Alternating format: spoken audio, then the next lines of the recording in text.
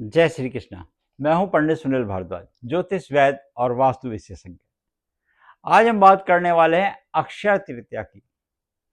30 अप्रैल बुधवार के दिन रोहिणी नक्षत्र में पड़ने वाला अक्षय तृतीया का पर्व क्यों महान है, क्यों ये पर्व प्रमुख है, क्यों इस पर्व की प्रतीक्षा करते हैं, आज हम यही जानकारी प्राप्त करना चाहेंगे और साथ में आपको बताएंगे इसका महा उपाय और हमारे यहाँ शास्त्रों में क्यों प्रमुखता मानी गई है अक्षय तृतीया को।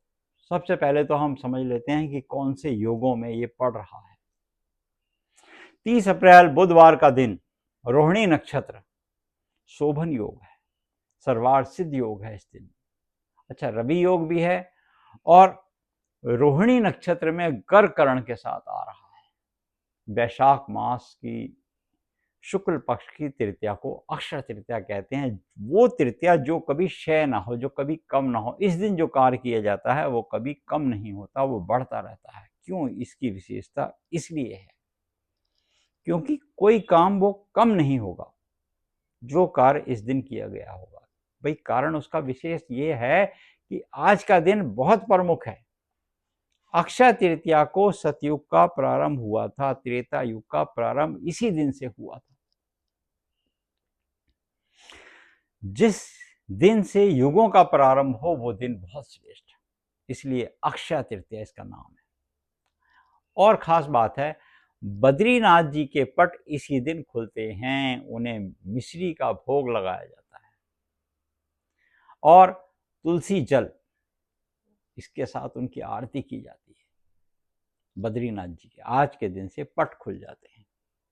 यहीं वृंदावन में श्री बांके बिहारी जी के श्री विग्रह के चरणों के दर्शन होते हैं, जो बहुत विशेष है।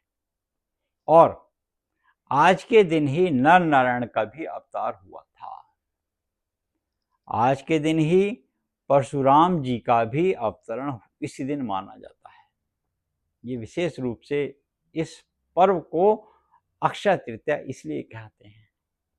साथ ही हैग्रीव अवतार भी आज के दिन ही हुआ था। जो हैग्रीव एक राक्षस था जिसका घोड़े जैसा मुंह था, जिसको उसी की शक्ल का कोई व्यक्ति मार सकता था, तो ब्रह्मा जी के कहने पर भमरी नाम का कीड़ा जो उत्पन्न हुआ तो उसने तांत काट दी थी, जो धनुष की प्रतिज्ञा होती है वो काट दी थी, जिससे विष्णु जी का सिर कट गया था। फिर उनको घोड़े का सिर लगाया तो वह हैग्रीव अवतार कहलाया।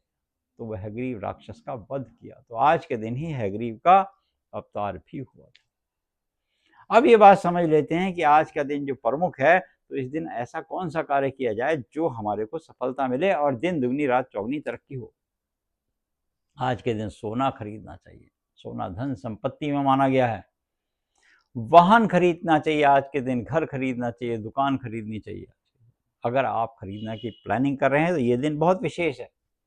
छोटी जमीन, बड़ा कोई प्लॉट, कुछ भी खरीदना हो तो आज के दिन सबसे अच्छा दिन है। नया काम करने के लिए सबसे प्रमुख दिन माना गया। बच्चों की पढ़ाई कराना है, बच्चों को कोई एडमिशन कराना है, बच्चों को कुछ कार्य के लिए लैपटॉप खरीदना है, मोबाइल खरीदना है, आजकल ऑनलाइन पढ़ाई, तो उसके लिए आज का दिन सबसे प्रमुख माना गया है।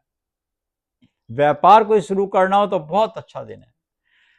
कहते हैं कुंडली में किसी की वर या वधु की कोई भी दोष हो, चाहे वो मांगलिक दोष हो, कालसर्प दोष हो, सप्तम भाव, पंचम भाव, अष्टम भाव या द्वादश भाव में दोष है, कोई ग्रहण योग बना हुआ है, तो आज के दिन शादी करने से वो दोष नहीं लगता, क्योंकि वो कम से कम 50 साल की जिंदगी जीते हैं।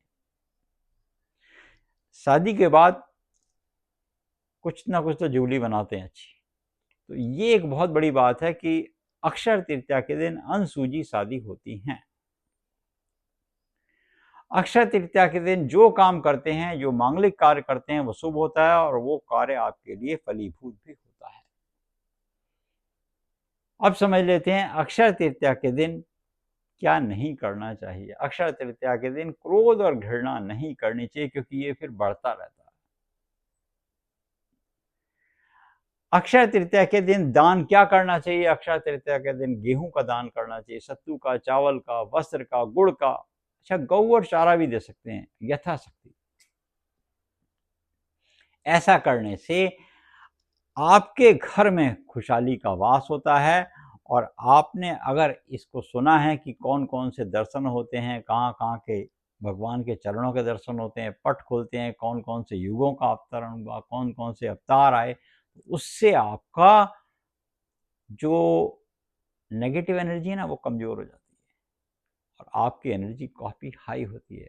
आपके अंदर एक नई ऊर्जा होती है और आपका जीवन संवरता है। जैसे